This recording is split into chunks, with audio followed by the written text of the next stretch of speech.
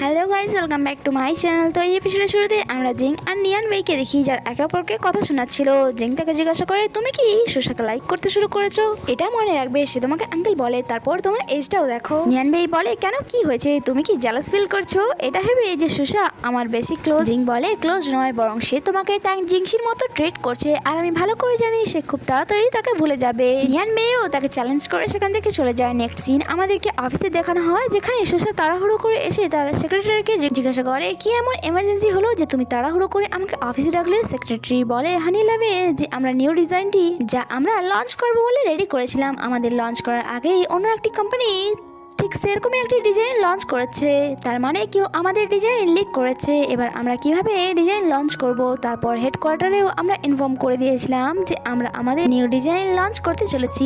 এটা সুশার জন্য অনেক বড় একটি প্রবলেম হয়ে দাঁড়িয়েছিল, বাট তার আগে সে এটা জানতে চায় কোন বেইমান এই কাজটি করেছে। তাই সে সেক্রেটারিকে সিসিটিভি ফুটেজের রেকর্ড নিয়ে আসতে বলে। নেক্সট সিনে যখন সেক্রেটারি তা নিয়ে আসে, সে তা দেখতে তো শুরু করে, বাট খুব তাড়াতাড়ি সে রিয়েলাইজ করে যে এটা তো অনেক বেশি, তাই এটা আমি একা দেখে শেষ করতে পারবো না। এন্ড সে নিয়ান বেইর দিকে দেখে বলে, এই রেকর্ডিং তো অনেক বেশি, তাই আমি এটা একা দেখে কখনোই শেষ করতে পারবো না। নিয়ান বেই বলে, আমার দিকে না দেখে নিজের কাজ নিজে করো, আর আমি এটাতে তোমার কোনো হেল্প করছি না, কারণ এইসবের জন্য আমার কাছে টাইম নেই। সুশা তার ক্লোজ এসে বলে, ও আচ্ছা তাই বুঝি, বেশিরভাগ টাইমেই তো আমি তোমাকে ফ্রি হয়ে বসে থাকতে দেখি। অ্যান্ড সে ইনোসেন্ট ফেস মানিয়ে তাকে রিকোয়েস্ট করতে শুরু করে, নিয়ান বেই আমি তোমার উপর ছাড়া কারোর উপরে বিশ্বাস করতে পারবো না, আর এমনিতেও আমার জন্য ওই বেইমানকে খোঁজা খুবই জরুরি, যাতে ফিউচারে সে এরকম কোনো বেইমানি না করতে পারে, আর তাই প্লিজ আমার হেল্প করে দাও। সে বলে, এইভাবে তোমার কোনো কাজই আমি করবো না, তাই আমাকে ইমোশনালি ব্ল্যাকমেল করা বন্ধ করো। তারপর সুশাতেও তাকে ফোর্স করে শুরু করে দেয়, অ্যান্ড আস্তে করে তার চেক্সে কিস করে আর বলে, নাও এবার তো হয়েছে, এবার তো আমার হেল্প করে দাও। নিয়ান বেই বলে, আমার তো মনে হয় তুমি যে কোনো বাহানায় আমাকে কিস করতে চাও, ঠিক আগের মতো। সুশা তাকে ক্লারিফিকেশন দিতে শুরু করে যে এমনটা কিছুই নয়, সেই সময় তো আমি ড্রাঙ্ক অবস্থায় ছিলাম, তাই আমার মিস্টেক হয়ে গিয়েছে। নিয়ান বেই বলে, আচ্ছা তার মানে হচ্ছে তুমি ভুল করেছো, তার মানে তো এটার জন্য তোমার আমাকে কম্পেনসেট দেওয়া দরকার। দ্বিতীয়বার আবারও কিস করে। সুশা এই ব্যাপারে ভাবছিল যে এসে কি রকম অদ্ভুত ধরনের কথা বলছে, এমনটা আমি কি করে করতে পারি। তখনই নিয়ান বেই তাকে ক্লোজ তার লিপসে কিস করে এন্ড বলে, এবার ঠিক আছে চলো, আমি অনেক ভালো মুডে আছি, তাই তোমার হেল্প করে দিচ্ছি।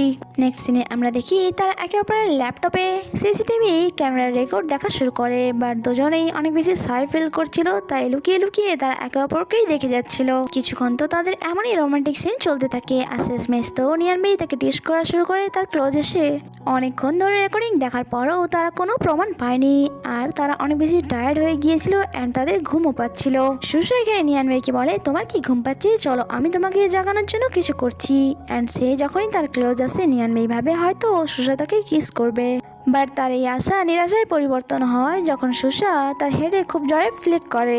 বাট যখন নিয়ান বেইর ফ্লিক করার টাইম আসে, সেই সুশার ক্লোজ গিয়ে তাকে কিস করতেই যাচ্ছিল, তখনই সুশা বলে, আমার ঘুম চলে গেছে। আর মনে মনে এটাই ভাবছিল, সুশা তুমি এটা কি করছো, নিজের কাজে ফোকাস করো। অ্যান্ড সে বলে, মনে হচ্ছে এখনো আমার ঘুম পাচ্ছে, তাই রুমে গিয়ে ঘুমানো দরকার আমার। সে চলেই যাচ্ছিল, বাট নিয়ান বেই তাকে আটকায় বলে এই ভিডিওতে এখানে পার্ট মিসিং আছে, তার মানে এসে যেই হোক না কেন সে ইচ্ছে করে এই পার্টটি ডিলিট করেছে। তারপর তারা দুজনেই সেখান থেকে ফিরে যাচ্ছিল, অ্যান্ড এখানে সুশা অনেক বেশি ফ্রাস্ট্রেট ছিল যে যখন থেকে আমি বানমাও গ্রুপের প্রেসিডেন্ট হয়েছি তখন থেকে আজ পর্যন্ত কিছু ভালো করতে পারিনি, শুধুমাত্র প্রবলেম ছাড়া। যদি এই সময় তাং জিংসি আমার সাথে থাকতো কতই না ভালো হতো। তার কথা শুনে নিয়ান বেই সেখানেই দাঁড়িয়ে যায় অ্যান্ড বলে, যদি তোমাকে আমি 1 মিনিট দেই আর এটা প্রেজেন্ট করি যে আমি তাং জিংসি, তাহলে তুমি কি বলতে চাও তাকে?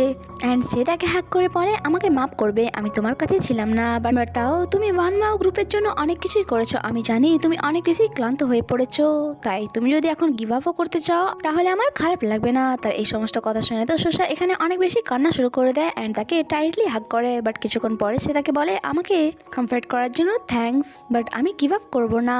নিয়ান বেই বলে, আমার তো মনে হয় তুমি যে কোনো বাহানায় আমাকে টাচ করতে চাইছো। সে বলে, যদি এমনটাই হতো তাহলে তা আমি অনেক আগেই করে দিতাম। বাই দ্য ওয়ে, তোমার বাটনটির ডিজাইন অনেক বেশি ইউনিক। নিয়ান বেই বলে, হ্যাঁ আমার এই কাস্টম এক ট্রেডিশনাল গ্রাফ বানিয়েছিল।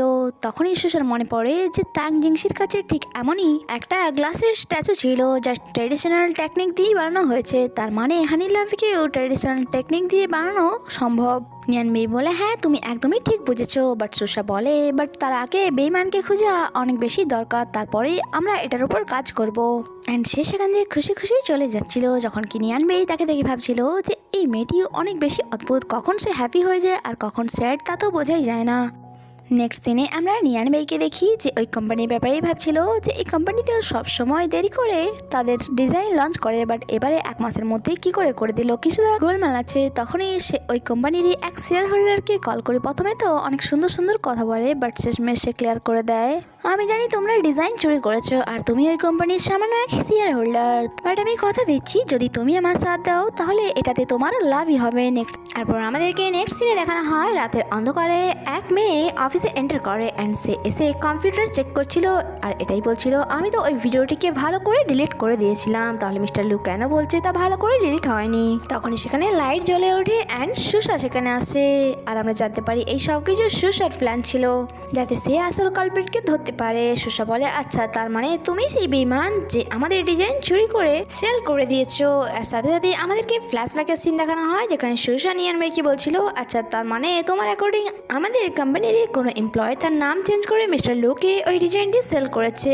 বাট এটা আমাকে বলো তোমার এত বড় বড় লোকেদের সাথে আলাপ কি করে, মিস্টার লুকে তুমি কি করে চিনলে? নিয়ান বেই বলে যে আমি তো তোমাকে অনেকবারই ক্লু দেওয়ার চেষ্টা করেছি, বাট তুমি এত বোকা যে বুঝতেই পারোনি।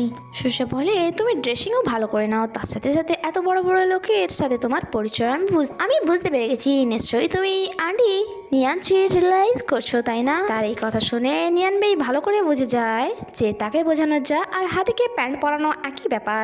প্রেজেন্ট টাইমে সুষা ওই মেয়েটিকে বলছিল তোমার জন্য এটাই ভালো হবে যে তুমি তোমার ভুল অ্যাকসেপ্ট করে নাও আর সকলের সামনে ক্ষমা চাও, বাট ওই এমপ্লয় এত নির্লজ্জ ছিল সে তো তর্কই করে যাচ্ছিল যে আমি কেন এমনটা করব আর তোমাদের কাছে এমন কি প্রমাণ আছে যে আমি ডিজাইন চুরি করেছি। সুষা তো তার উপর অনেক বেশি রাগ হচ্ছিল যে ভুল করার পরেও সে তার ভুল অ্যাকসেপ্ট করছে না। তখনই সেখানে জিং চলে আসে অ্যান্ড বলে সুষা তুমি চিন্তা করো না, আমি সিসিটিভি ফুটেজের রেকর্ড রেস্টোর করিয়ে নিয়েছি।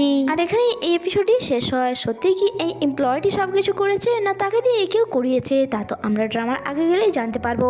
তাই স্টে কানেক্টেড, বাই বাই।